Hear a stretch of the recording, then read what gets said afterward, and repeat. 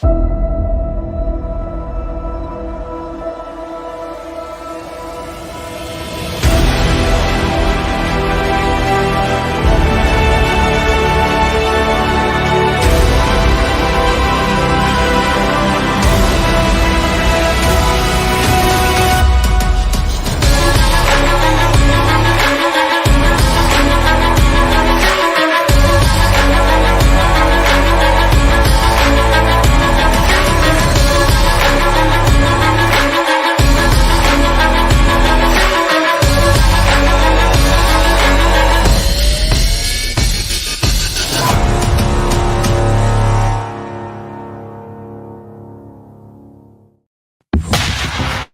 the Black Swan Media Studios, deep inside a secret underground bunker, we're speaking to freedom-loving patriots from all around the country and the world.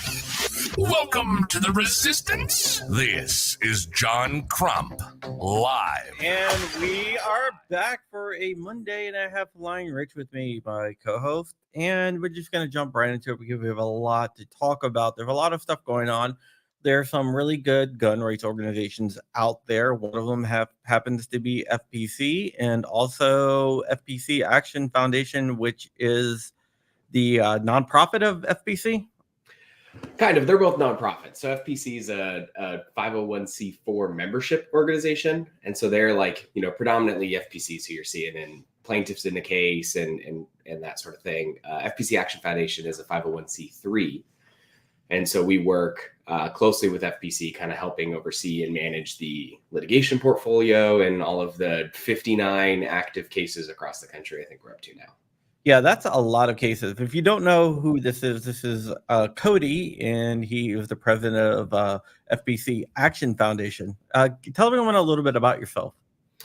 Sure. So I'm an attorney, and that's how I started out in this space. So I'm a litigator by trade. So I started out, my first Second Amendment lawsuit was actually suing the city of Boulder back in the day when they passed their city ordinance, so-called assault weapons ban. And it's kind of just been history since then. So started out in the courtroom, litigating these cases, transitioned to FPC a few years ago, and started litigating cases on behalf of FPC, and then transitioned over to FPC Action Foundation, where basically our goal is to help oversee and manage FPC's litigation portfolio. When you've got 59 active cases across the country dealing with everything from so-called assault weapons bans to magazine bans to ATF regulations, it's important to make sure that you're consistent and have a specific strategy across. So that's my job, my role. FPC Action Foundation has some of its own programs as well. And so we've got some other stuff we're working on as well, but generally speaking, you'll see us doing litigation. Yeah, Jordan Vinro, who owns JFD Supply. I'm not sure if you're familiar with Jordan or not. I do know Jordan. Yes. Yeah. Jordan, you can email me. We'll talk. Yeah, Jordan. If you're giving away free tickets here, and I know you can't do that, but we were talking about as Marine Gun Builder, part of Freedom Crew University, a bunch of us were talking about coming down for that also. It's like, stand be there at 4 a.m. to get in line. Yeah. Supreme Court arguments have become more and more popular over the years. And it's really funny. You'd never think, when I started out in this space, I did some APA, Administrative Procedure Act work. One of my early cases, I dealt with the Greater Yellowstone Ecosystem grizzly bear delisting before I did just guns. And you never really think that people are going to get interested about Administrative Procedure Act cases. And yet, now that we have ATF wading in, obviously the bump stock case was really popular. And of course, this Vanderstock case coming up next month is going to be another really big one. So we're excited to see that people are fired up about agency overreach and APA cases. So it's definitely not the sexy, normal Second Amendment straight lawsuit that people are usually interested in. So it's good to see. Yeah, I'm going to go down to the Vanderstock case too. I don't have to fly in or anything. I'll just wake up in the morning and drive in. Makes it a lot Crumpy, easier. can I ride with you? Did you ride in? Yeah. Absolutely, if you want to. That's going to be definitely an interesting case. It there's going to be probably a lot of protesters outside. There usually is any type of gun case. Really? You think so? Yeah, any type of gun case. There's always protesters outside SCOTUS. Yeah, this one's really interesting because when it gets down, when you get down to like the brass tacks on the case, right? When you're talking about APA cases, you're talking about these weird kind of heady administrative rules, right? The APA, the Administrative Procedure Act, is basically the rules that Congress set for the agencies for them to make their own rules. And normally it's not something people really care about. There's rulemakings that are published in the Federal Register every day that go without notice. But obviously the ATF has gotten a lot pretty big for its britches these days and has decided to try and do, massive changes via rulemaking. But really, when it comes down to brass tacks in this case, it's just a straight Congress never gave ATF the authority to do what it's trying to do. In fact, we were dealing with a case a couple of years before this rule even came out where ATF was being sued by several progressive cities in New York and then again by several progressive states in California. And in that case, technically under the Biden DOJ, ATF even said it didn't have the authority to regulate these items. Of course, so like they're what we would colloquially talk about as 80%ers. That's obviously not a technical moniker. It's just a convenient name. But ATF itself said that it didn't have the authority to regulate these items. And then a year later, probably gets an entire rule that says, oh, by the way, actually, we do have the authority, we think. And so we got to regulate these as if they were firearms. And it's completely nonsensical. But it's kind of astounding that you're probably right. There probably will be protesters and there will probably be this whole ghost gun narrative that's completely drummed up and makes absolutely no sense. All surrounding a pretty clear question of, did an agency have the authority to do what it did? And the answer is pretty much a resounding no here. Yeah, they don't have the authority to what they did. There's definitely a separation of powers that the founding fathers put into place. And these agencies are trying to make de facto law through the rulemaking process, which is not what the rulemaking process was there to do. Yeah, absolutely. This goes well beyond the statutory command. I mean, the statute's directly explicit as to what constitutes a firearm. It's a 4-part definition. It's very clear that they're mixing portions of the definition together. They're trying to import some language from the first subsection of the definition into the second subsection of the definition, which you can't do. Congress, if it wanted to regulate more, it would have regulated more and would have passed a statute that regulated more. ATF's practice for decades has demonstrated that even ATF understood that for a span of decades. And now, it's a political play, right? This is something that progressives have tried to push through Congress several times and no law has been made. And they got frustrated. Biden campaigned on it. And then magically he stands up in the Rose Garden and directs the ATF and directs Merrick Garland to issue this magic new rule that's going to turn people into felons overnight. And wait a second. When Biden was in the Rose Garden holding a polymer 80 box, was that legit? Should he have been arrested because he was in DC with a polymer 80 that was never legal? Yeah, at that point, right? Is he in possession of a firearm at that point? Yeah, who knows? Oh, who knows what's in the box? What's in the box? But yeah, I mean, it's asinine, right? And it's all political, and it's a political play, and that's the problem. Is we've shifted to a system where Congress isn't making laws anymore. Congress is passing really broad, vague laws that they're then pushing over to the agencies, and the agencies are promulgating multi-100-page rules that are dictating how we live our lives and are dictating functionally criminal law. And, I think you're seeing the court push back on that, the Supreme Court. You're seeing, they've already waded in years ago on our deference. Of course, this last term we had Chevron deference get unceremoniously kicked the hell out. You've seen, in the EPA case, the major questions doctrine come up and become a big constraint on agency power moving forward. Obviously, the bump stock case, Cargill, last term, where Supreme Court stepped in and said, no, in fact, non-mechanical bump stocks are not machine guns, which probably shouldn't have taken as much work as it did to get to that conclusion, but there we are.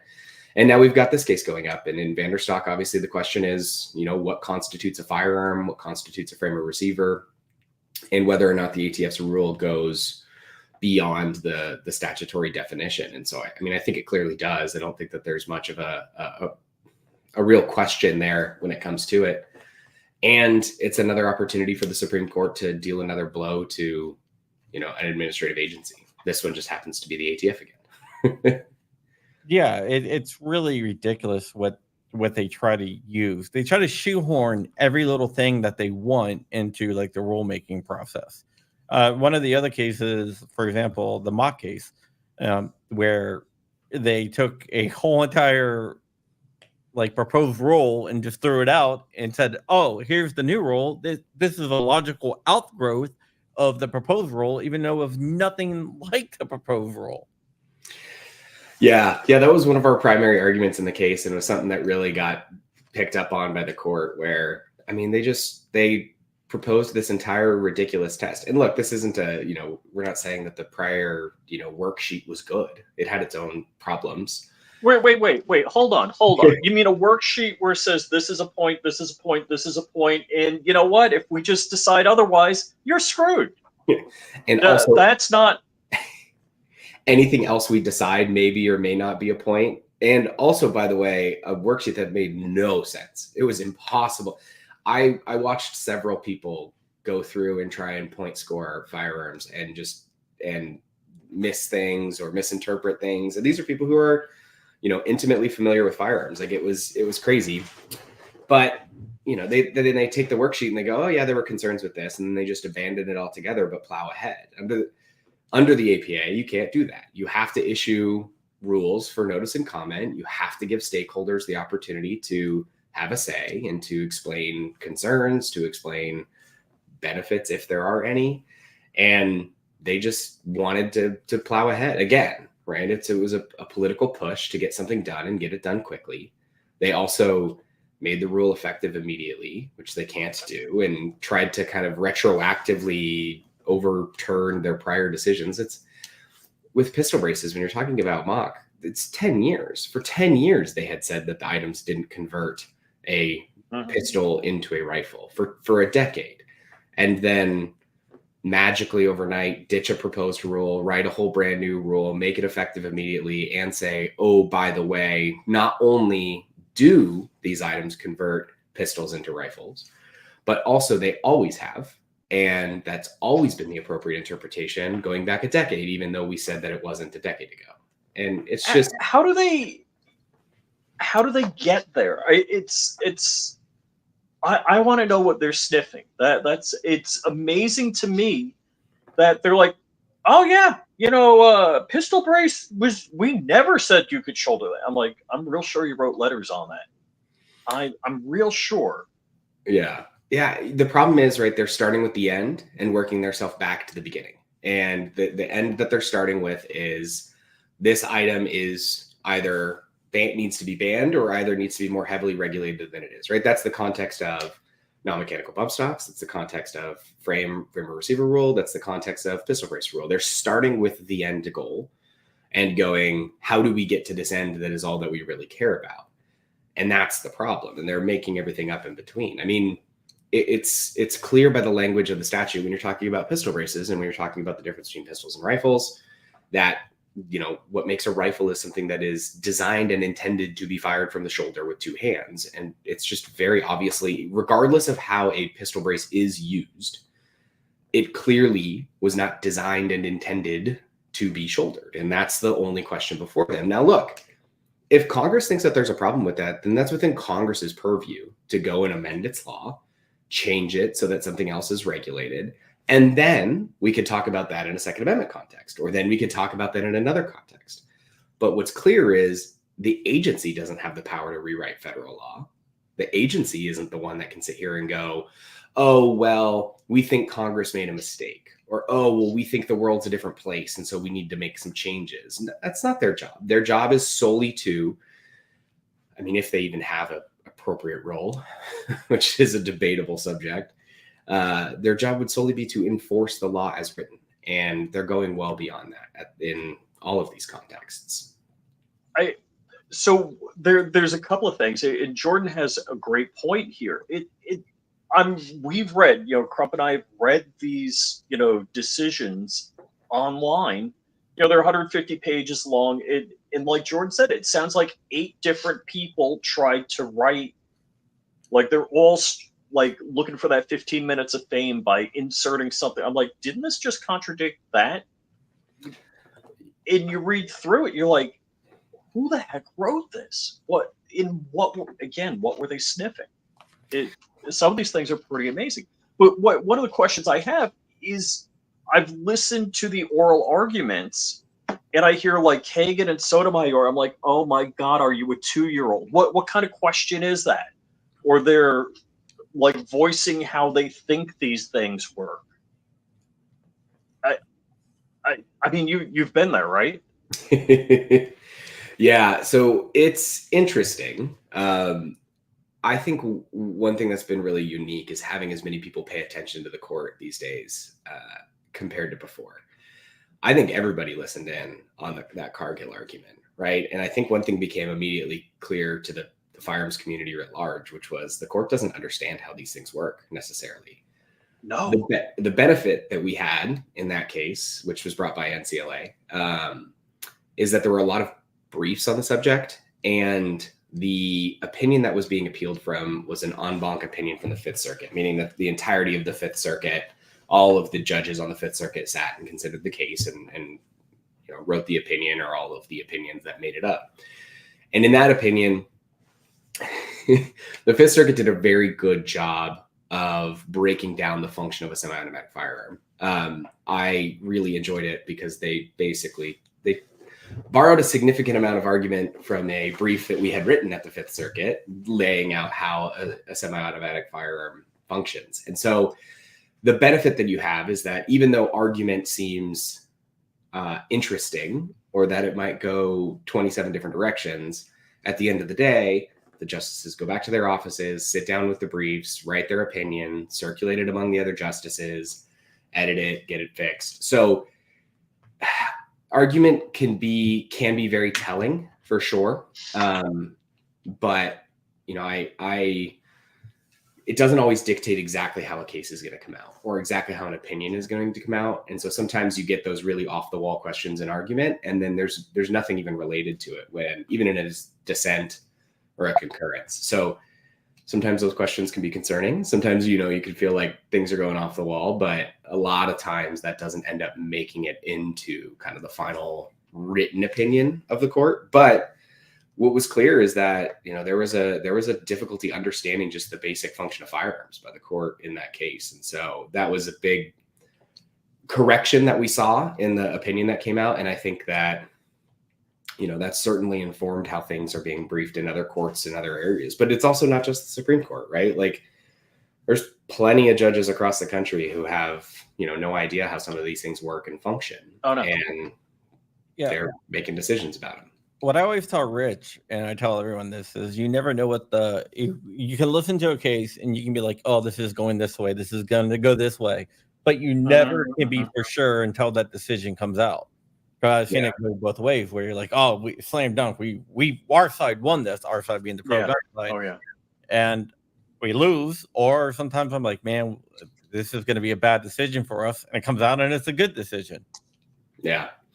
And you never know how much argument's going to affect, right? I had a mentor who used to tell me, like, you certainly, you can't win it at a case at argument, but you can sure as hell lose it.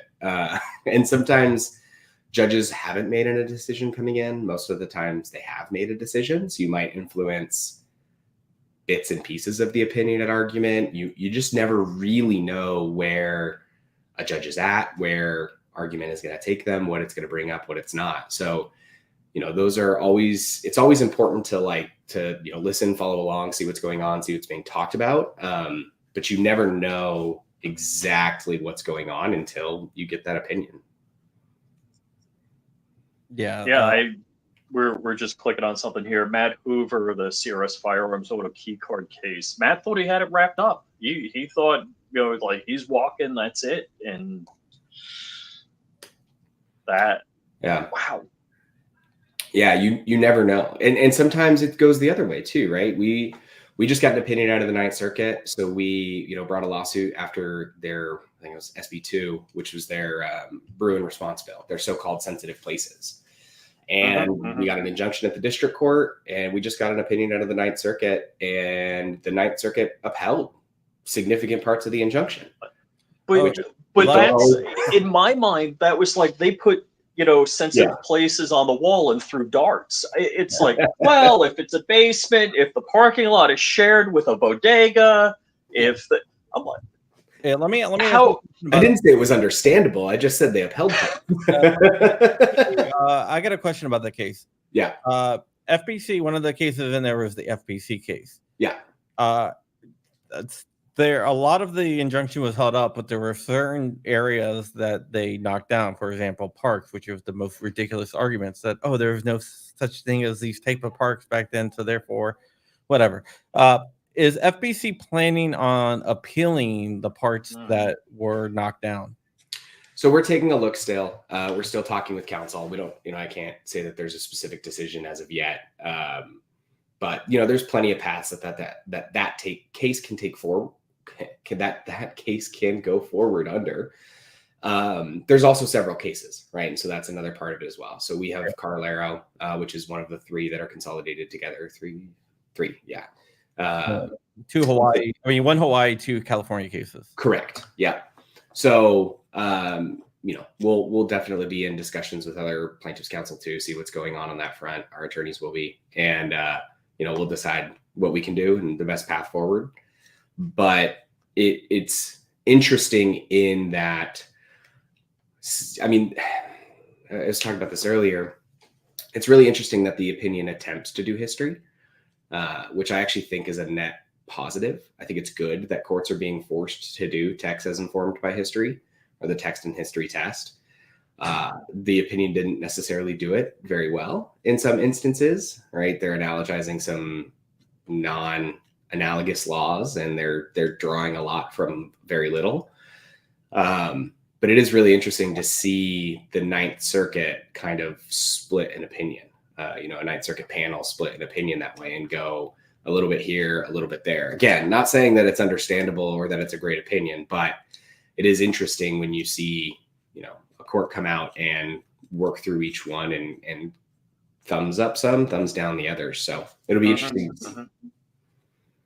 Yeah. The problem with these things that I see is it makes even the frame and receiver rule. It's like, is it legal for me to do frame, or is it not legal? What day, what county, what class, as a citizen and somebody who pays attention to this stuff, it's tough figuring out when is it legal? When is it legal? I have no idea. Yeah. And the problem you run into is that's by design from the government, right? They have no interest in it being understandable. They have no interest in people understanding where the bounds are, understanding where they can or cannot exercise their rights. They're not going to come out. They will refuse to come out and provide guidance. They'll refuse to say, no, we're not doing this, or yes, we're doing this. And they leave it into this weird spot. And then you also get a problem where, I'm an attorney, but I don't represent you guys. I can't give legal advice to people who aren't clients. And so then it also puts it on the other side, where a lot of times people will be like, well, why don't you just come out and tell us what we can do? I legally cannot. I can give you all of the tools. I can give you the opinion. Right. I can tell you what I believe the opinion says. And I can tell you, we can put out, FPC will put out statements about what, FPC's interpretation of the opinion is. But at the end of the day, it's an unfortunate function of our legal system, right? And it forces people who don't necessarily have the means to be put in this weird place of, some people can't afford to just reach out to an attorney, hire an attorney to be like, hey, can I carry here? Can I not carry here? Can I own or possess this? Can I not? And so instead they're forced into this choice of, I do something that might be illegal and risk punishment. Right. And some people aren't in a place where they're comfortable doing that, or I just don't exercise my rights. And that's the choice that the government wants, right? Government wants you to be afraid that there may be enforcement, and thus to not do what government already is trying to stop you from doing, even if they can't. And that's where you run into this really perverse problem when you've got agencies promulgating these 200-page rules that are going to, oh, geez. I don't know how to There's going to do be that. Darth Vader. Yeah. But yes, you get these really perverse rules where agencies are putting out 200 pages and people can't understand them. And that's exactly what the agency wants. Hold on. This was 4 pages, Yeah. big pages, but this They're was big 4 pages. Yeah. Yeah. No, I'm with you, right? We have this degradation of our system where everybody looks to government. We've gotten to a place where, I have this, pet peeve. I hate the term constitutional rights. You don't have any constitutional. Well, there are some Right. that are specific, but you don't have a constitutional right to keep and bear arms. You have a constitutionally protected right to keep and bear arms. But until we reverse this thinking, and I don't mean us, like the three of us, like writ large, right? And it's this idea that government is your dad and it's going to do what's best for you. Like the founders and framers knew that was not the case, but we've gotten into a place now where people just defer and refuse to get educated and refuse to see it. So it's tough. And yeah, I think that was just a rather long rant that didn't really respond to what you were asking. Yeah, right. That brings up another good question. Another good thing that I always say that the Constitution is a document of negative liberties, and it's negative liberty for the government because it puts restrictions on the government. It acknowledges your inalienable rights, but it does not give you those rights. Yeah. I mean, there are certain things that are, positive rights in the Constitution. If you want to use the positive negative vernacular, right? Like due process. Well, you can't have due process unless there is a process, and the process that is established is a government process. So yes, there are some things that are based on a natural right, your right to life, liberty, property, pursuit of happiness. Pick your favorite 3, I suppose. But there are some things that are granted as by virtue of creating a government. But there are way more things that are specifically reserved and are intended to be protected. But when you look at Article 1, for example, like when you're talking about Congress, there's one section that talks about the things that the limited number of things that Congress is allowed to do. And then there are several provisions where like, oh, by the way, we definitely don't mean that they can't do that they can do any of these things. And it's just, you've gotten to a point where some of those statutes and clauses have been expanded by the legal system and expanded by lawyers and expanded by courts for 100 years. And, part of the mission is to do everything we can to wind those back as much as possible to get us to a place where people are able to live their own lives as they see fit and are not, beholden to government at every turn. Do you know that there's a government regulation about how many cherries you can have in fruit salad to call it very cherry fruit salad? Yes. That's a government regulation. Yeah. Well, I want the government out of my toilet. I want to be able to flush as many gallons of water down the tube as I want. I pump it. I live in Florida. I pump it out of the ground myself. There is no limit to the amount of water. I can't pump too much. Well, here you go. Sugar-free soda can have sugar. What sugar-free soda means in the government's purview is that it's cane sugar-free, which means you can use high fructose corn syrup all you want. Oh yeah, because that only applies to cane sugar. It's crazy, and that's when you get into this. A lot of attention has been drawn to the rulemaking and the regulatory process in the last 5 years. I'd say it's become a lot more popular. People are paying a lot more attention. When you've got the ATF doing what, these 3 rules, right? The non-mechanical bump stocks, framer receiver, and pistol brace are the biggest 3 rules that the ATF has done in decades. It was passing. There've been a lot of changes to the 4473. There's been a lot more action in the importation side as of late, and people who pay attention to the importation side are used to seeing this. But it's really been quiet up until that initial Trump bump stock rule, and people started paying attention with that. People started paying a lot more attention with some of the environmental regulations when you're talking about air and electric vehicles, and those things started coming through. And I think that's important. I don't think that people realize how much the government regulates and how much it does so by just, paper and pen, and not by ever passing a law, not by ever debating anything in a House or in the Senate, and just by executive fiat writes something down, and then magically you're bound by some bureaucratic process. So I'm a Trump fan, but it seems like Trump opened the floodgates for the ATF to be like, hey, if you just say this word means something other than what it's meant in the last 30 or 40 years, you can change that. Yeah, I mean, the bump stock rule is really problematic, right? I mean, it was just it's so obviously a direct violation of the statutory language. There's just no getting around it. And, obviously Trump made some pretty concerning statements about due process while doing some of those things. Yes. There was a lot of regulations coming through a lot of agencies, and the regulatory space has just been getting worse and worse and worse and worse. So I don't know that you could say that it never would have happened, but it certainly opened a door, and I don't think you can avoid that. I think, it's like Pandora's box. Yeah. And of course, when the framer receiver rule came out, right, when the Biden administration started directing Garland to promulgate these rules, everybody pointed to, oh, well, Trump did this.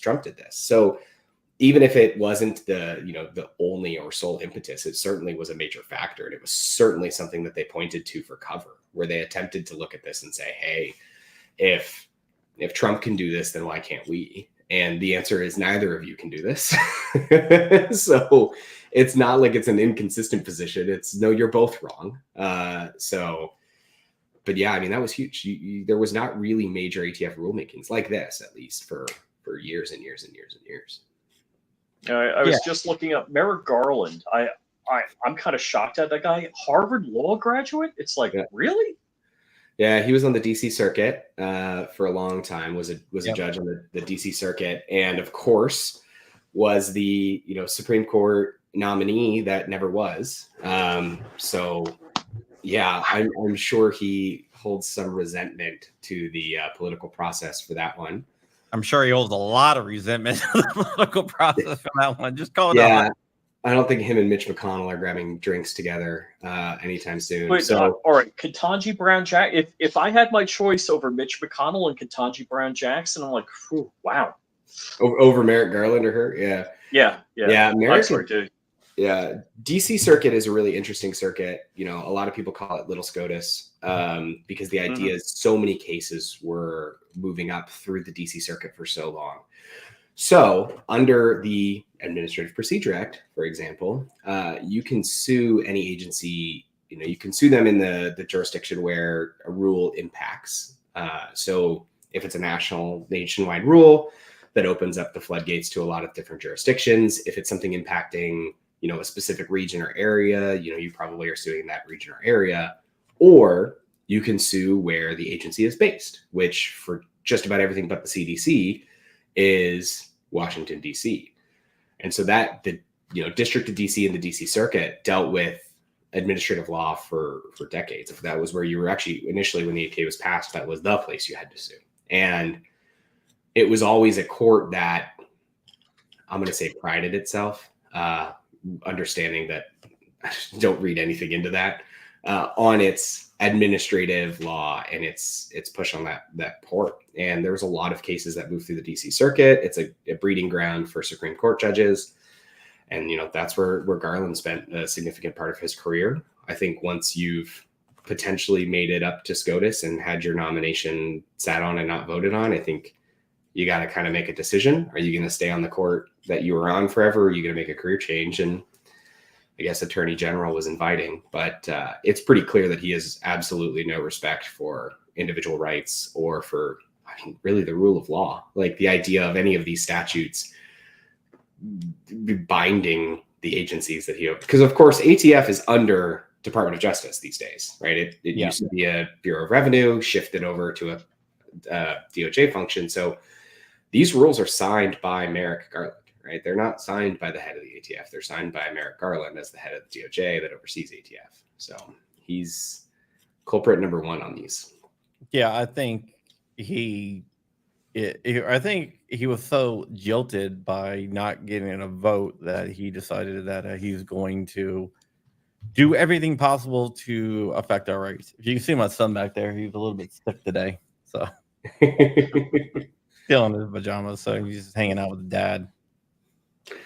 Yeah. I mean, it's not just in the firearm space. Obviously, like that's where we spend our time, and that's what we see a lot. But there's a lot of problems in a lot of different areas when you're talking about federal government overreach these days, and the bureaucracy loves to be bureaucracy, right? They want to dictate every aspect of your life, including what labeling works in grocery stores. Like it is pervasive. There is not a single thing today that government does not regulate in some form or fashion. I mean, every single thing these days is regulated in some way, and it's just not good enough, right? You see more and more regulations seeking to expand power. You see, it's not also like we're spending a lot of time talking about ATF and federal government, right? But it's not exclusive there, right? You're seeing states do these crazy actions to reach as far as they can to try and regulate and ban and make people criminals for just owning property. And there are definitely a lot of places where governments are really out of hand. Yeah, I think in Maryland they made it like illegal to catch rainwater unless you pay taxes or something like that. That's several states. Yeah, but Maryland's right next to me, so yeah.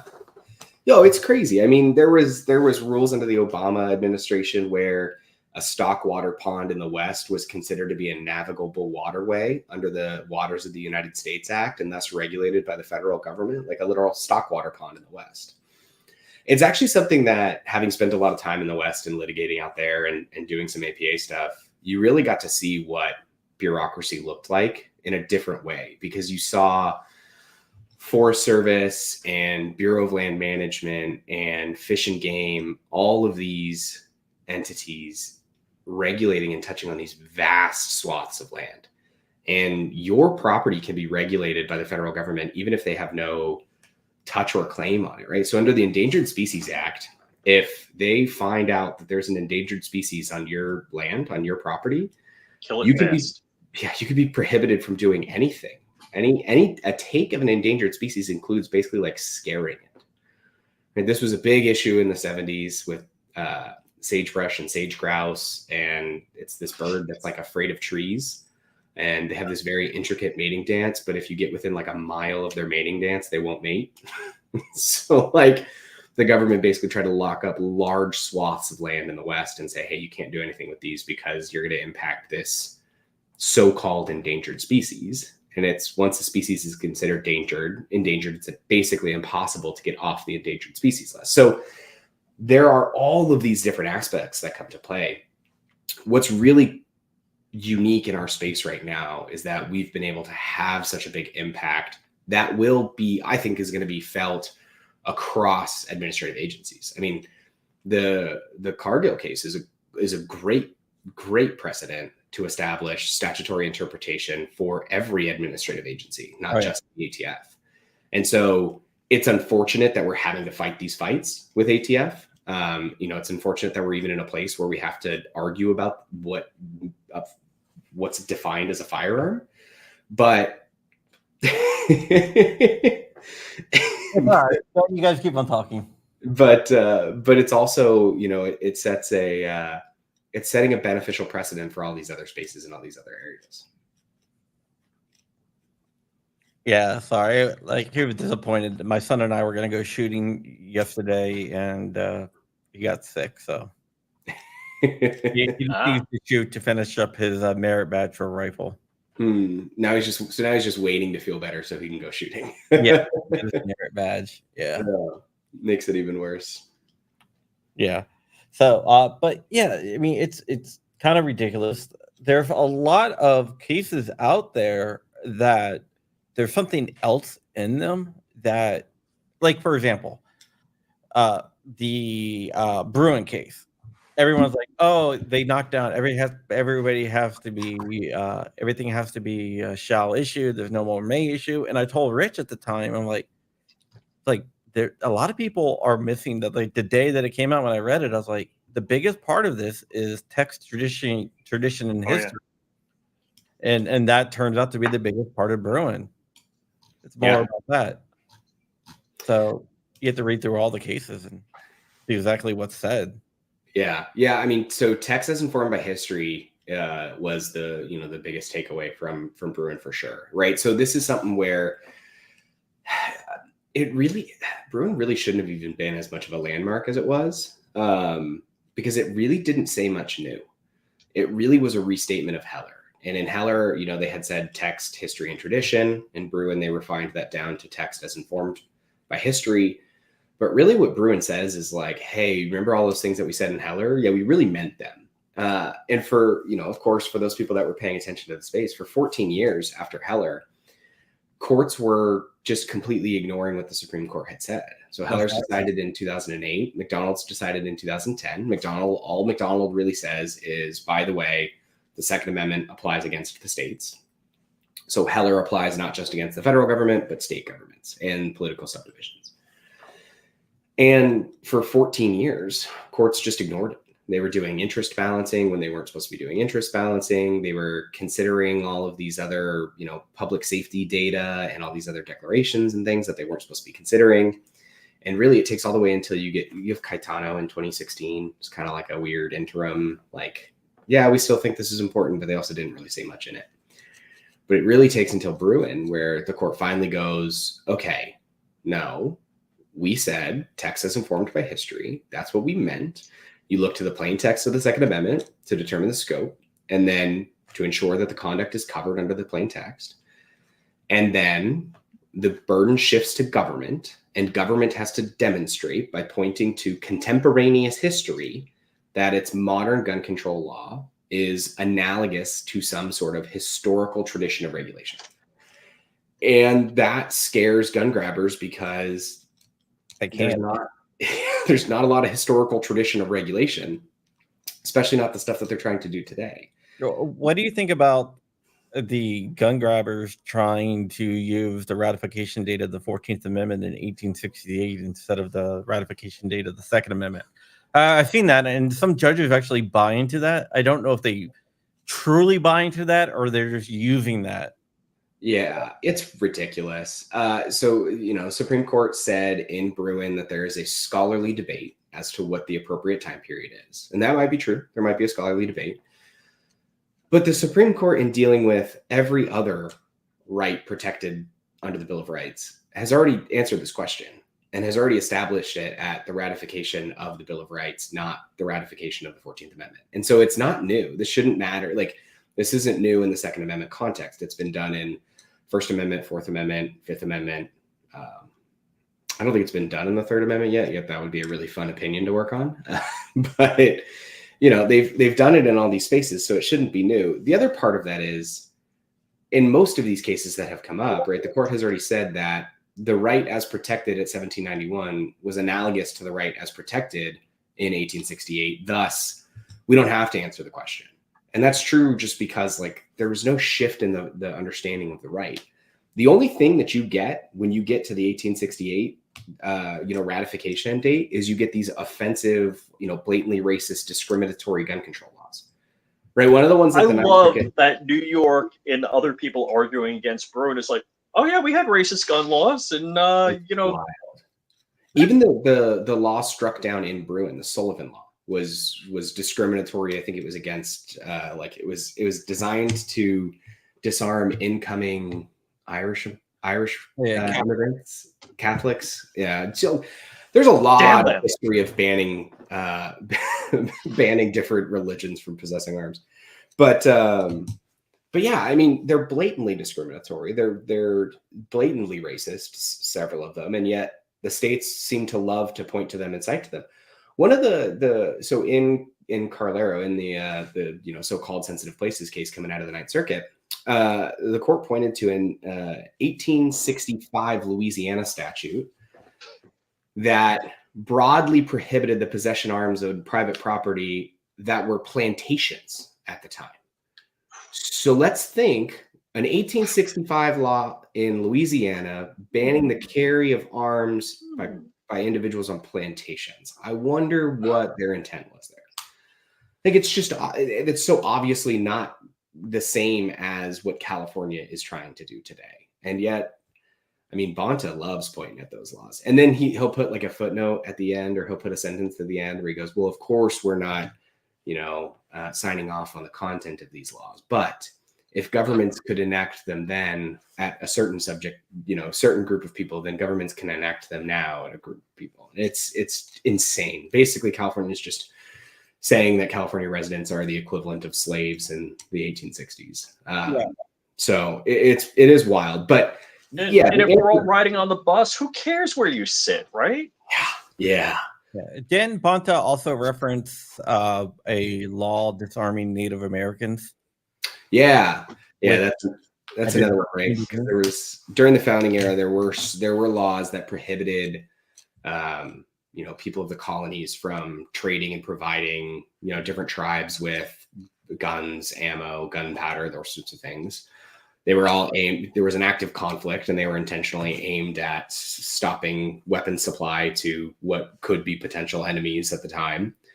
Also, there are, our definition of the term people has shifted over time, right? These are people who at the time, weren't considered to be part of the political group of people. And so you can't even possibly say that they're relevant today, because unless California is going to try and say that that's true today, which bold move, California or New York or Massachusetts or all these other states that are doing these things too. From my understanding, the people is the political people, the people that can vote and everything else. Wouldn't that make it so women wouldn't be part of the people if they're going to use that? Ouch. Ouch. I mean, yeah, like if their goal, like they're basically pointing to these statutes that were intentionally disarming people based on categories, on race, religion, creed, color, like that's what those laws did. And if California is trying to say, or New York is trying to say, or Massachusetts, if any of these governments are trying to say that those are relevant today, that should be the most offensive thing about anything they're doing. The idea that they're claiming that that's an even a relevant category of laws that should be considered by any court today is offensive. Yeah, I got a question, and this is not a gun case, but this is a Second Amendment case, a right to bear arms case, and this is the case about switchblades in California, where the judge said it's not. He's trying to say like dangerous and unusual is they're mutually exclusive of each other. Not the butterfly knife case, but he basically tried to say that it's dangerous. He tried to change it. It seemed like to me that he was trying to change it from dangerous and unusual to dangerous or unusual. Yeah, several courts have tried to do that, where they'll separate the two. And of course, it's a conjunctive. The Supreme Court has always discussed it as dangerous and unusual. One thing that's important there too is, right, like that's one category. So what the Supreme Court said was, on an analysis of history, they only found one group of arms where there was a historical basis for banning those arms. And that was arms that were both dangerous and unusual, both dangerous and unusual. Now, that's not the end of the inquiry. Even if something is dangerous and unusual, that doesn't mean that, okay, well, that's it. Like there might be other questions there. We've just never had a case where we had to dig into those other questions. Also, unusual can mean a lot of things, right? So something that's commonly owned is certainly not unusual. Something that's commonly owned jurisdictionally, as opposed to just numerically, right? That's not unusual. What about something that is directly comparable to something that is commonly owned, right? Like functions the exact same, has no different features, no different functions at the end of the day. That's also probably not unusual. Also, dangerous doesn't mean inherently dangerous. Firearms are inherently dangerous, right? It would make no sense if that word just meant can hurt people. The only way that it can make any sense is if it's exceptionally dangerous. And so what they're talking about there is like, Saturday night specials, right? Things that can be regulated because from a consumer protection side, as opposed to necessarily from a banning firearm side. What they're saying is like, they think that there's a historical tradition of being able to do, consumer protection laws on firearms. And a lot of times they point to the powder storage laws for those. So magazines, right? There were a lot of powder storage laws. Towns are made out of wood. gunpowder was very flammable. Put those two things together and bad stuff happens. But there's a lot that goes into dangerous and unusual. And I saw somebody just talked about in common use, common use for self-defense. That's another one that comes up. And that's that was gonna be my next. Okay. It's just that was gonna be my next question, but I saw Traveler 1970 put it out there, so I was like, I wanted to bring that up. Give him the credit. It's perfect. So, some courts have gone a step further and said, well, these aren't commonly used in self-defense scenarios, which is insane. First of all, it's circular. If you could ban something that wasn't commonly used in self-defense, then you would ban it and it would never be available to be used in a self-defense scenario. Completely circular. But beyond that, the mere possession of an item is using it in self-defense. Like the fact that you have a firearm sitting on your bedside table is you using it for self-defense because it is ready and available to be used in a self-defense scenario. Also, let's not forget why we have a Second Amendment, which has nothing to do with criminals breaking into your house and has everything to do with the criminals sitting in Washington, D.C. It is solely was intended initially to be a check on government power and to check on tyranny. And that is the possession of arms for self-defense is to protect against a tyrannical government just as much as it's to protect against somebody kicking your door in.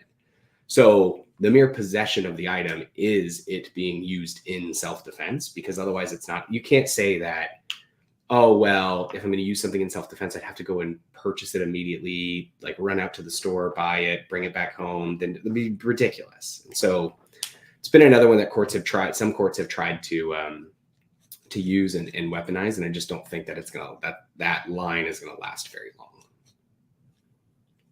Well, my mom used the Saturday Night Special to protect us. I think I'll show you the short so I can get your opinion on it. Hey everyone, I'm here with my mom, and I got a question for her.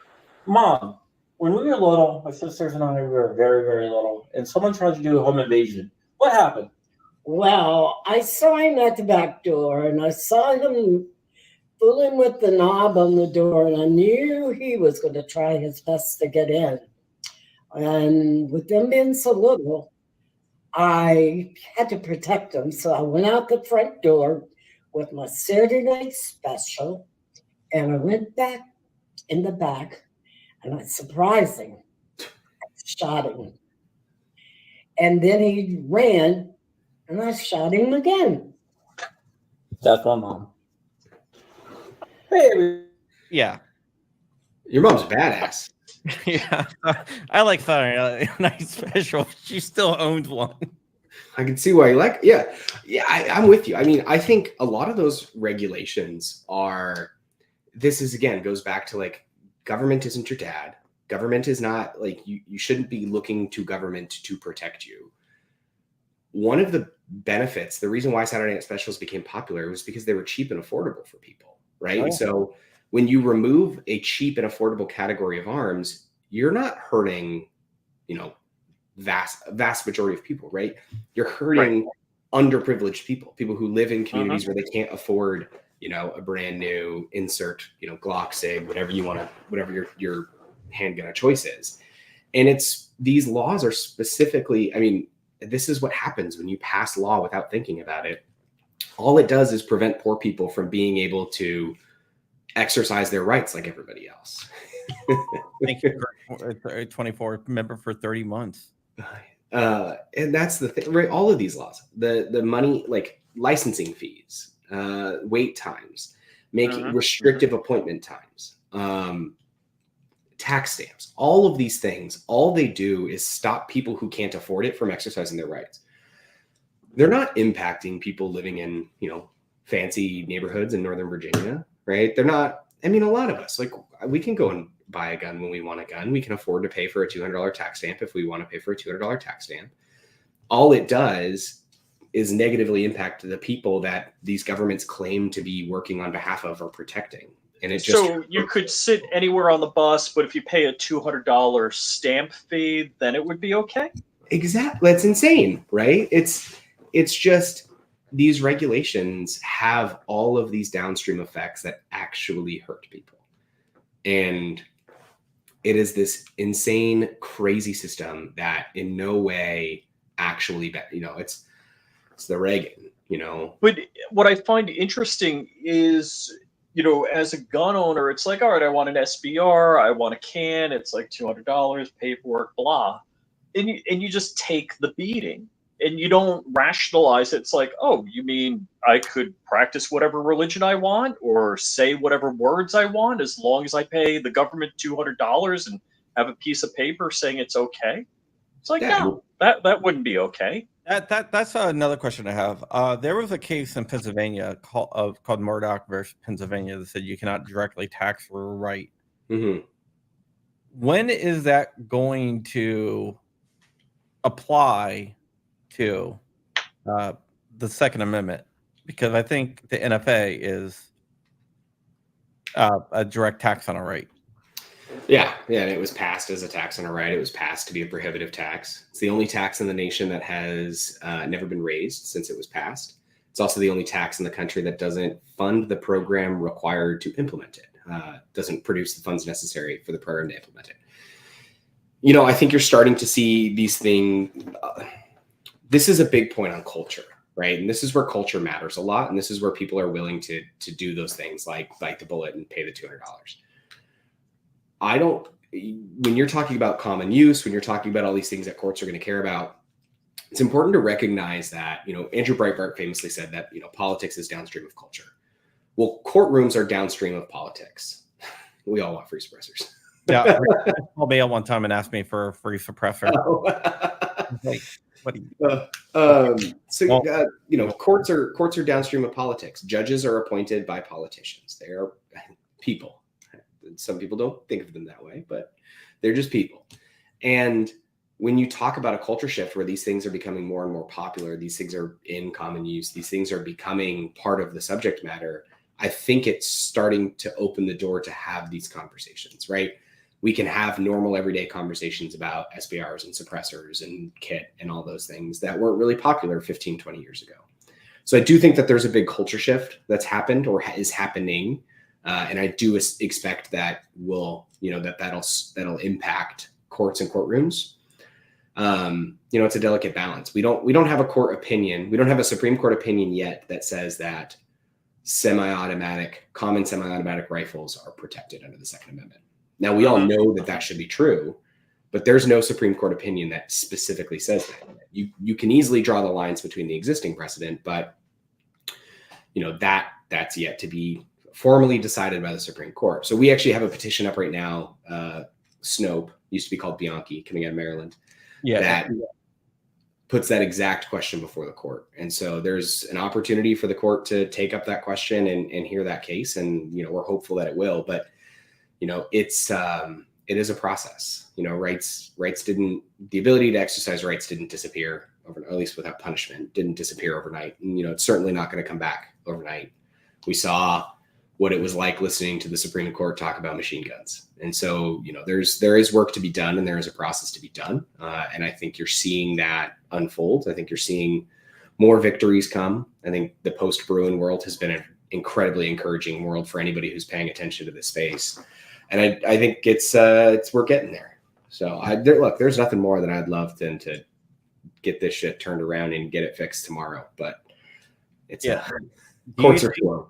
Do you think that the Supreme Court's going to take up Snope versus Brown? I know it's kind of hard to tell. I have to say yes. I literally of course. So here's what I would say. I think it presents exactly what the court just asked for. After Rahimi, the court, GVR'd, granted, vacated, and remanded a ton of cases that were pending before it. Some that should never have been GVR'd, that didn't need to be GVR'd.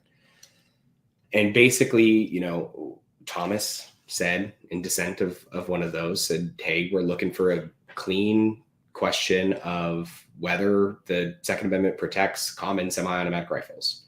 Well, here's a petition that says, does the Second Amendment protect common semi-automatic rifles? And it is a straightforward case. It's also on the merits, which means that, for those that don't know, that means that the case has been fully argued and decided by the courts below, which means that, for all intents and purposes, the Supreme Court would be the last voice in the conversation if it decided to take up the case. So I think it gives the court every opportunity that it's asked for.